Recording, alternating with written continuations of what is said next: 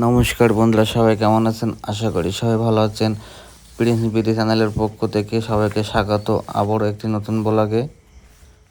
আজকে আমি যাচ্ছি আমাদের ক্ষেতে কলার মোসা পাড়ার জন্য। এটা হচ্ছে আমাদের কলা বাগান, অনেক বড় বাগান। দেখুন বন্ধুরা, আমি নিচে দাঁড়িয়ে কলার মোসা দুটি পাড়ার জন্য হাত দিয়ে অনেক চেষ্টা করছি। কলার মোসা দুটি ভালোভাবে হাতে পাচ্ছিলাম না, এর জন্য পাড়তে একটু অসুবিধা হচ্ছিল। অবশেষে একটি পারলাম, আরেকটি পাড়ার জন্য অনেক চেষ্টা করছি। কলার মোচাটি পাড়তে যে হাতের থেকে পুকুরের ভিতরে পড়ে গেছে।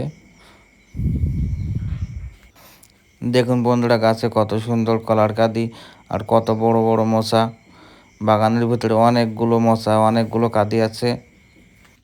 আর এখন বৃষ্টি হচ্ছে, এর জন্য চারিপাশটা একটু জঙ্গল মতো হয়ে গেছে, গাছগুলো অনেক বড় বড় হয়ে গেছে।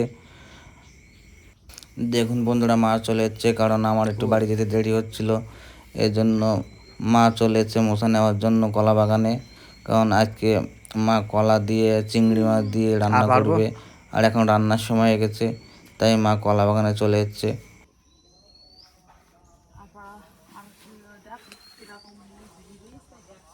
দেখুন বন্ধুরা, প্রতিটা গাছে কত বড় বড় কলার কাঁদি এবং মোচা ঝুলে আছে। এর ভিতরে সব ধরনের কলা গাছ আছে, সবরি কলা, দাঁড়া কলা, কাঁচকলা, সব রকমের কলা আছে এর ভিতরে।